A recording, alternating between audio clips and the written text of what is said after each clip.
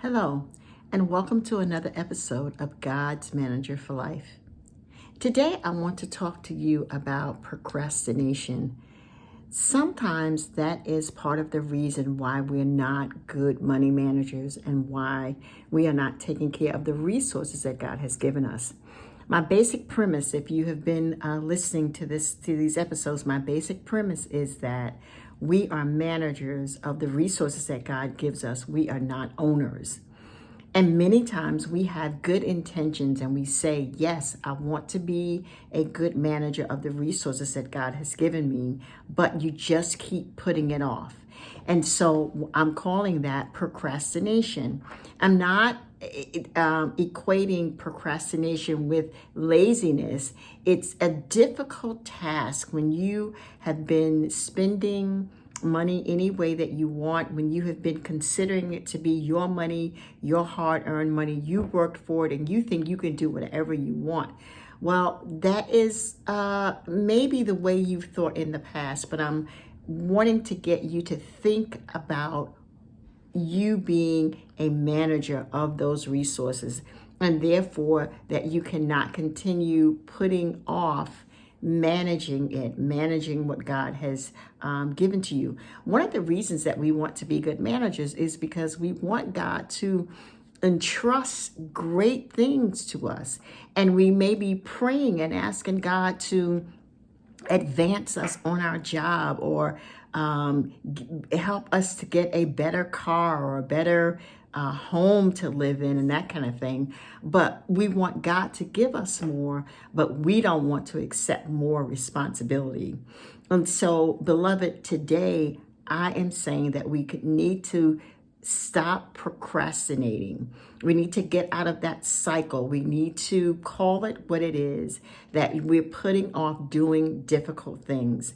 And so I want to just make some recommendations today about ways that you can get started. Did you know that a majority of the people in our country live paycheck to paycheck? Do you want to be one of those people that continue to live not, if you had one emergency, it would just kind of wipe you out. You would not be able to handle it. And so that is reason for us to get in front of it. That is reason for us to end procrastination. And so let's talk about that. First of all, we want to name it. We want to say that we are procrastinating because we are putting off things that are difficult. We don't want to take the time to just sit down and begin to think about what we are doing and how we need to change that. So number one, we need to just be aware and we need to name what we're doing. And then number two, we need to prioritize the things that's taking up so much time. How important are they as opposed to doing what God requires of us? So that's number two, is setting priorities. And then with those priorities, we need to prioritize them and set deadlines for them, set dates, set due dates for us to be able to begin working on them. And when those dates come, realistic dates now, when those dates come, we need to be a person of integrity. That's number three. We want to be a person of integrity. And if we say that we're going to do something, even we want to be true to ourselves. We're not promising anyone else, but when we set a priority and we name what this is that we're doing, we are doing that before God and we're placing these things in God's hands. So we want to be a person of integrity. We want to do the things that we said that we're going to do. And then number four, we want to recognize what would be the fallout if we don't do it. And let's say, as I indicated up front, that you're living paycheck to paycheck. And you don't know where your money is going. You don't have any kind of a spending plan. You don't have any budget written down. So you have no idea where your money is going. And if you look at your paycheck, you'll say to yourself, oh, I make a lot of money, but where is it going? And that's what we sometimes don't recognize, is what are we doing? And so being a person of integrity, we are looking at where we are, and then we are making sure that we align ourselves with doing the right thing and looking at what the fallout would be if we don't do the right thing. So let's say you need a new car, and that car is what gets you back and forth to work. That car helps you to take your children where they need to go.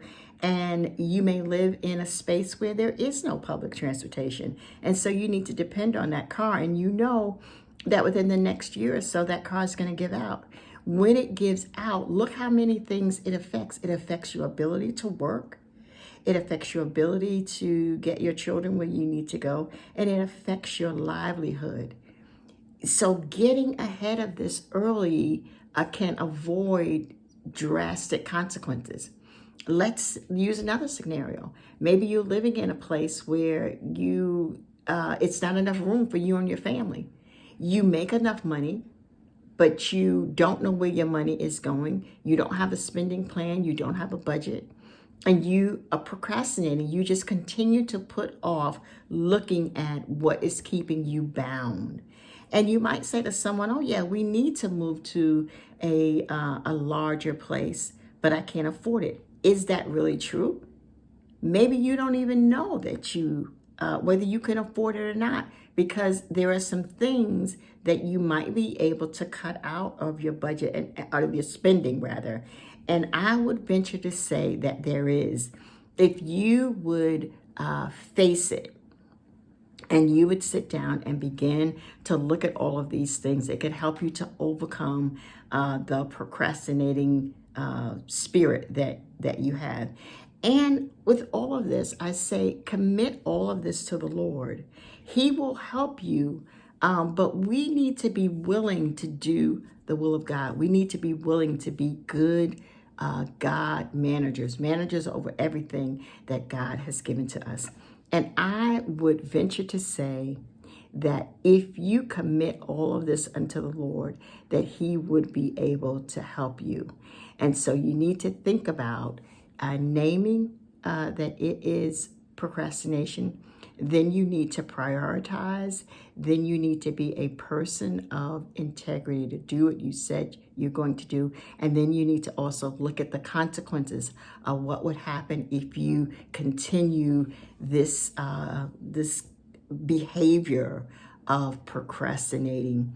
Beloved, I am praying for you that you would get yourself out of that rut and that you would begin to move forward, especially now we're in a season where there's a lot of spending, and you may be prone to spend even more and put it off even more.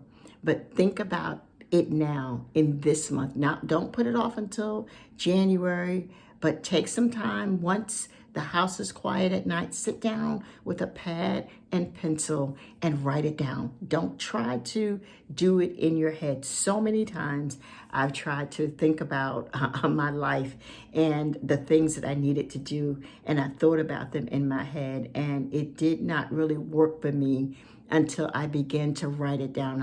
I could see it on paper. I could see where I was going wrong, and I implemented a plan, established priorities, and decided to be a person of integrity, that whatever I lay before the Lord and I submit to Him, I also ask Him to help me to do it.